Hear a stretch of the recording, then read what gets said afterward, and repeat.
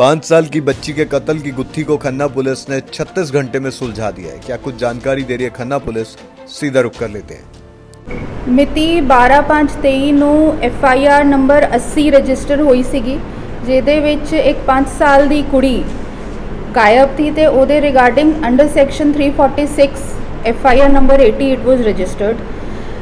ਇਹ ਜਿਹੜੀ ਕੁੜੀ ਸੀਗੀ ਇਹਦੇ फादर ने सानू इत्तला दिती 12/5/23 ਨੂੰ कि इस तरह से मेरी बच्ची जो है वो अभी मिसिंग है। ये इन्फॉर्मेशन रिसीव करन तो उपरांत immediately Khanna police sprung into action ते आपां पूरी कोशिश की अंडर वेरियस DSPs आपां अडर टीमां बनाई ते उन्होंने बच्ची नूं लभण दी पूरी कोशिश की। नैक्सट डे अनफॉर्चुनेटली 13/5/23 ਨੂੰ बच्ची की डेड बॉडी हमें मक्की के खेत से बरामद हुई। इसके बाद जो है फिर हमने सेक्शन 363, 364 और 302 IPC ओदा वादा आपा किता इहदे विच। This was a very gruesome murder, एक कोल्ड ब्लडेड मर्डर था। 5 साल की बच्ची थी।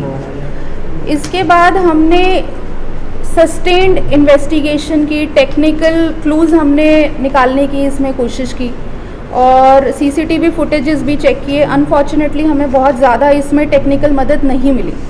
सो as per the directions of our SSP ma'am Mrs Amneet Kundal, several teams work day and night, ਜਿਹਦੇ ਵਿੱਚ DSP Khanna, DSP Karnail Singh, DSP Payal Harsimrat, DSP NDPS Harpal Singh, incharge CIA SHO Sadar, ये सब ने मिलके along with the support of the villagers and the sarpanches and the entire panchayat of Mandiala Kalan village, हमने दिन रात इसमें मेहनत की और सस्टेन्ड इंटेरोगेशंस के बाद हमने कुछ सस्पेक्ट्स राउंड अप किए। 12 से 15 सस्पेक्ट्स इसमें राउंड अप किए गए और उनकी सस्टेन्ड क्वेश्चनिंग और साइंटिफिक इन्वेस्टिगेशंस और एक ह्यूमन इंटेलिजेंस के बेसिस पे ये केस फाइनली क्रैक हुआ और एक्यूज्ड को आइडेंटिफाई किया गया और अरेस्ट किया गया।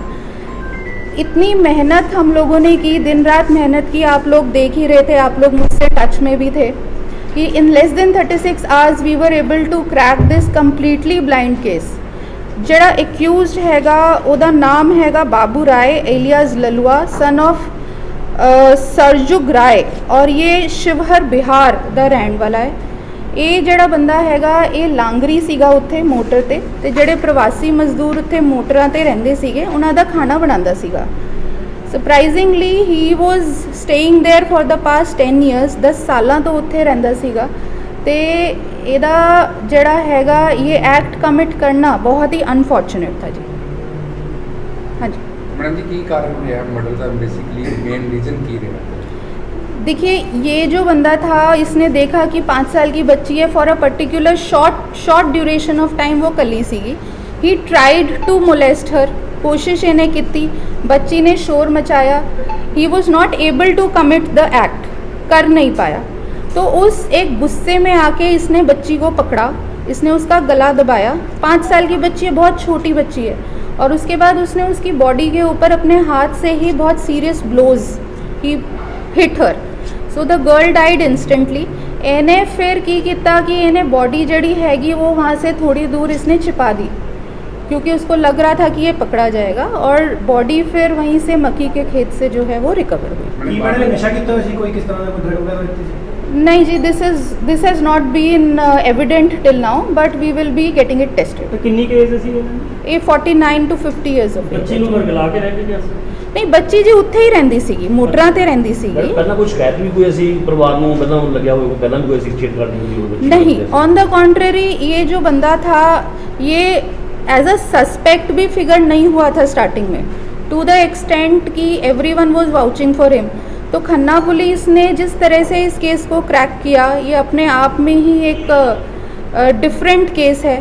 पोस्टमार्टम की रिपोर्ट आई, उसके बाद फिर हमने साइंटिफिकली इंजरीज़ को एनालाइज किया कि कैसी कैसी इंजरी है, क्या कॉज ऑफ डेथ हो सकता है। क्राइम सीन रिकन्स्ट्रक्ट किया गया। I met a lot of you on the crime scene also, including you. और वहाँ पर जाकर फिर जितने भी वहाँ प्रवासी मजदूर थे उनको वहाँ लेके गए, उनको वहाँ प्रेजेंट किया, किसकी किस समय मूवमेंट थी नहीं थी, उस सब के बेसिस पे फिर finally we came to this conclusion. Postmortem report ਦੇ ਵਿੱਚ ਕੋਈ ਦੱਸਣਾ ਚਾਹੁੰਦੇ ਦੱਸ ਸਕਦੇ ਹੋ ਕੁਝ ਆਇਆ ਹੋਵੇ ਬੱਚੀ ਨਾਲ ਕੋਈ ਪੋਸਟਮਾਰਟਮ ਰਿਪੋਰਟ ਦੇ ਵਿੱਚ ਜੀ ਇੰਜਰੀਜ਼ ਹੈਗੀ, ਉਹਦੀ ਨੈਕ ਤੇ ਇੰਜਰੀਜ਼ ਹੈਗੀ, ਜਿਹੜੀ ਗਰਦਨ ਦੇ ਮਣਕੇ ਹੁੰਦੇ ਆ ਉਹ ਟੁੱਟ ਗਏ ਸੀਗੇ। That- ਕੋਈ ਹੋਰ ਹਰਕਤ ਪੋਸਟਮਾਰਟਮ ਚਾਹੀਦੀ ਨਹੀਂ ਜੀ, that we will have to see, ਔਰ ਡੀਐਨਏ ਰਿਪੋਰਟਸ ਜਿਹੜੀਆਂ ਹੈਗੀਆਂ ਉਹ ਅਵੇਟਡ ਹੈਗੀਆਂ, ਸੋ ਕਨਕਲੂਸਿਵਲੀ ਆਪਾਂ ਉਸ ਤੋਂ ਬਾਅਦ ਹੀ ਦੱਸ ਪਾਵਾਂਗੇ। ਕੋਈ ਹੋਰ ਵੀ ਸਪੋਰਟ ਸੀ ਉਹਦੇ ਨਾਲ ਮੈਨੂੰ ਕੋਈ ਭਾਗੀਦਾਰ ਹੋਣਾ ਕੋਈ ਨਾਮ देखिए अभी तक प्राइमा फेसी इन्वेस्टिगेशन में अभी नहीं है, बट इन्वेस्टिगेशन जारी है, अगर कुछ आगे और आएगा then we'll let you know. ਜਿਹੜਾ ਦੋਸ਼ੀ ਦਾ ਗ੍ਰਿਫਤਾਰ ਕਿਉਂ ਕੀਤਾ ਸੀ? ਦੋਸ਼ੀ ਜੀ ਉੱਥੋਂ ਹੀ ਗ੍ਰਿਫਤਾਰ ਕੀਤਾ ਹੈ ਜੀ, ਜਿੱਥੇ ਮੋਟਰ ਸੀਗੀ, 2 ਮੋਟਰਾਂ ਹੈਗੀ ਉੱਥੇ, ਤੇ ਉੱਥੇ ਇਹ ਪ੍ਰਵਾਸੀ ਮਜ਼ਦੂਰ ਉੱਥੇ ਹੀ ਰਹਿੰਦੇ ਸੀਗੇ, ਉੱਥੇ ਹੀ ਜਿਹੜੀ ਦੂਜੀ ਮੋਟਰ ਹੈਗੀ ਉਸ ਤੇ ਖਾਣਾ ਬਣਦਾ ਸੀਗਾ, ਇਹ ਖਾਣਾ ਬਣਾਉਂਦਾ ਸੀਗਾ, so he was rounded up as a part of the suspects. ਇਹ ਮੈਡਮ ਇਹ ਗਾਇਬ ਹੋ ਚੁੱਕਿਆ ਸੀ ਉਸ ਤੋਂ ਬਾਅਦ ਹੀ, ਜਾਂ ਫਿਰ ਉਹਨਾਂ ਨਾਲ ਹੀ ਫਿਰਦਾ ਰਿਹਾ ਜਿਹੜਾ ਜਦ ਇਹਨੂੰ ਟ੍ਰੇਸ ਕੀਤਾ ਗਿਆ ਫੈਮਿਲੀ ਦੇ ਨਾਲ? देखिए as I said we rounded up a lot of suspects on the basis of sustained investigations and sustained questioning we were able to round up this accused। ਤੇ ਇਹ ਆਪਣੇ ਬਿਆਨ ਬਾਰ-ਬਾਰ ਬਦਲ ਰਹਾ था और कुछ ना कुछ देखो ਜਿਹੜੀਆਂ ਹੁੰਦੀਆਂ ਗੱਲਾਂ, ਯੈਸ, ਸੋ ਉਹ ਫਿਰ ਆਪਾਂ ਕਰੋਬੋਰੇਟ ਕੀਤਾ, ਗਵਾਹਾਂ ਨਾਲ ਆਪਾਂ ਕਰੋਬੋਰੇਟ ਕੀਤਾ and then he was arrested.